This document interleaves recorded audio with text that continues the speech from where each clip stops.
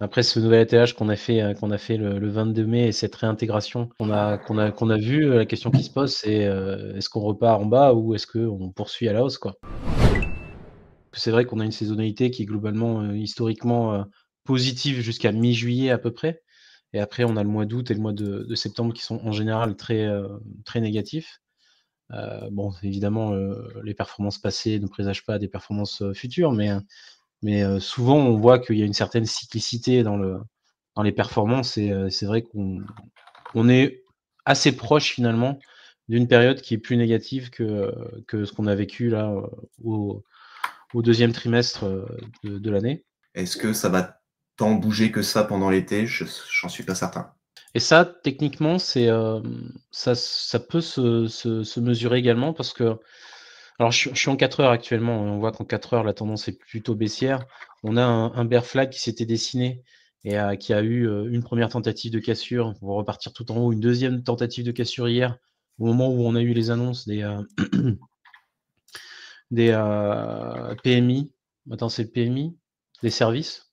Alors j'ai plus le terme exact, mais en gros, c'est, ce qui mesure l'activité économique, au niveau des pôles de services US et on a un chiffre qui est tombé en dessous des 50, donc on a une contraction de l'activité et on avait eu une contraction également de l'activité qui avait été mesurée, mais ça, c'est déjà le cas depuis quelques semaines sur l'activité industrielle. Ce qui fait qu'on a quand même une économie américaine qui a ralenti et donc hier, on a eu une chute à ce moment-là et on a fini par réintégrer pour finalement casser un petit peu ce bear flag. Donc à court terme, on serait plutôt baissier, même si, on montre quand même une certaine résistance, enfin une certaine résilience sur les supports autour de 104-105 000 $. Toujours est-il que, le 4 heures est plus ou moins aligné avec le journalier qui est baissier, qui a marqué un top local autour des 112, qui est confirmé également en 3 jours, parce qu'en 3 jours, on a également, une bougie qui a marqué un top ici, heu, qui évidemment ne déclenche pas pour l'instant une tendance baissière, mais qui montre que, on est arrivé sur des niveaux, d'intérêt, en 3 jours et c'est également le cas en hebdomadaire. Donc tout ceci, confirme un petit peu cette idée d'une pause dans la croissance du BTC. Bien sûr, il y a des niveaux à surveiller et qu'on pourrait franchir pour, relancer, heu, une polarité positive, notamment les 107 000 $. Si on arrive à se réinstaller au-dessus des 107 000 $, on est plutôt bien engagé pour retourner au moins sur les plus hauts, sans parler de les casser. Il y a quand même un petit quelque chose qui se passe au niveau d'Ethereum, hein, depuis, depuis la mise à jour Pectra et Depuis que tu as vendu tes bagues, voilà, c'était le signal, là. Le signal depuis que j'ai ultime était ici, hein. depuis que j'ai vendu beaucoup de mes Ethers effectivement. D'ailleurs, j'en ai racheté, une bonne partie depuis, mais bon, je l'avais dit, hein, je vends et si on repasse au-dessus des 2000, j'en rachèterai, ce que j'ai fait. Je vous Mais, avais fait un article en plus là-dessus pour vous dire qu'on était pas loin des. Je crois qu'on était à 37 ou 38% des gens qui étaient encore en positif sur Ethereum et on approchait de la limite où c'était intéressant de se repositionner. Je crois que c'était d'après des données de Glassnode ou de CryptoQuant, je me rappelle plus. Bon, après, c'est pas 100% exact, mais en tout cas, sur le côté historique, il y avait des signes qui étaient potentiellement intéressants. Après, la période était quand même compliquée enfin, fallait avoir des convictions assez fortes pour se positionner. tenir ces 2000 $, c'est, tenir en fait les ambitions d'un Ether qui reprendrait de la force vis-à-vis de BTC et on peut le voir, au niveau de l'ETH contre Bitcoin.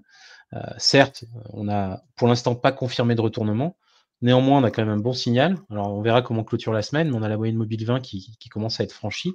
On travaille un petit peu latéralement, hein, également contre Bitcoin et la résolution de cette zone de conso pourrait, conduire de la même manière qu'on le voit contre le dollar à éventuellement aller chercher plus haut, aller chercher cette moyenne mobile 50 et éventuellement essayer de construire à la hausse cette force relative qui est en berne depuis septembre 2022.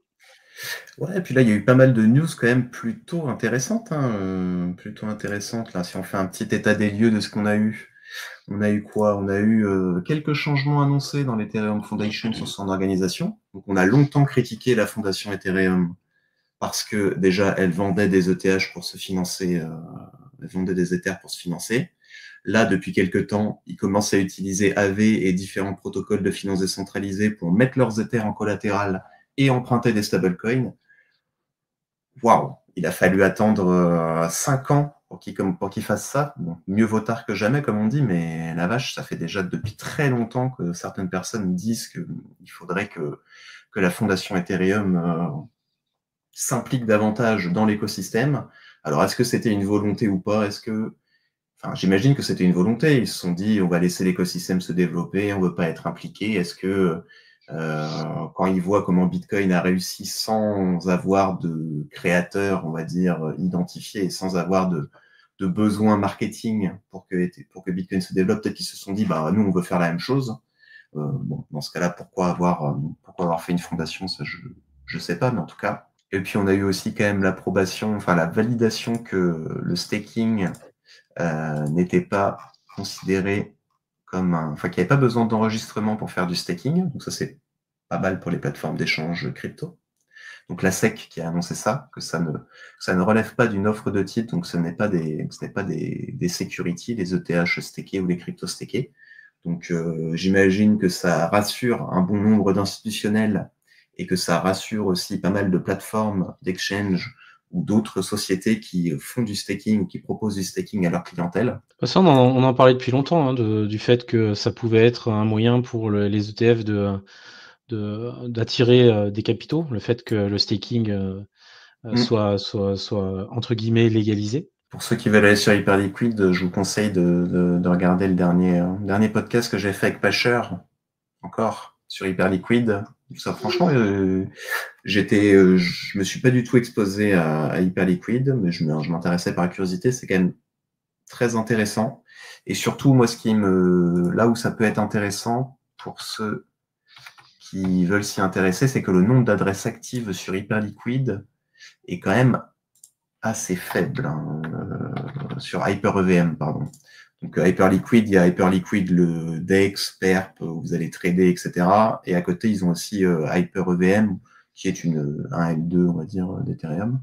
Et juste pour finir sur Ethereum, avant de passer à la suite, c'est vrai que bon, Pectra, on s'attendait à ce que Pectra potentiellement peut permettre de brûler davantage d'Ether et donc de rendre Ether moins inflationniste. Bon, on voit que pour le moment, ça n'a pas changé la courbe ascendante d'Ethereum. Donc 10 000 Ethers brûlés là, sur les 30 derniers jours, 77 000 créés.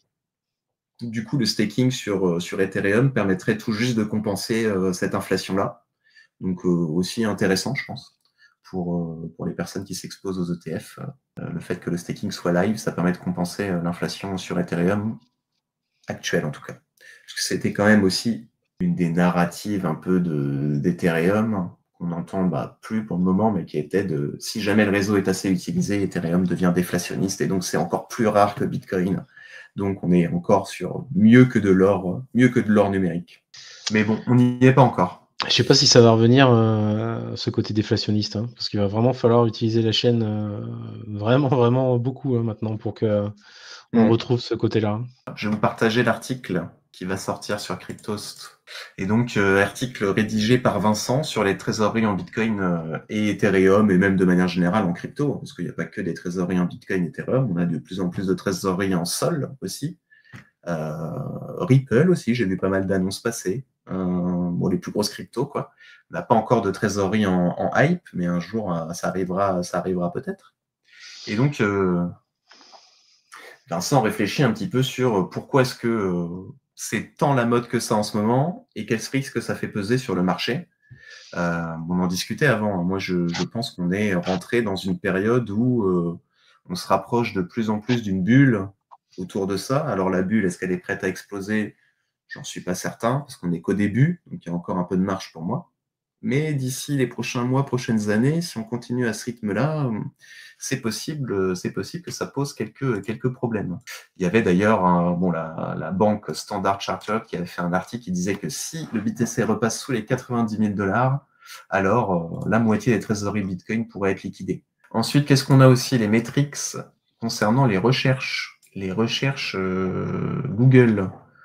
Donc là, si on voit sur les 12 derniers mois, on est sur une moyenne assez basse sur Bitcoin. Bon, après, le volume de recherche sur Bitcoin ne veut pas non plus forcément tout dire, mais ça donne quelques petites indications.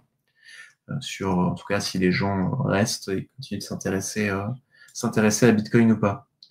On a aussi des sites comme SimilarWeb qui vont qui vont donner des indications de trafic, sur certaines plateformes. Donc là, on peut voir, on a Binance qui a 48 millions de visites d'après SimilarWeb sur son site web, et on voit que ça baisse. Voilà, ça baisse par rapport au mois précédent. Donc en tout cas, on ne constate pas une hausse. Ça, c'est le trafic en avril. Ils n'ont pas encore la data pour le mois de mai, mais en tout cas, on ne voit pas de hausse.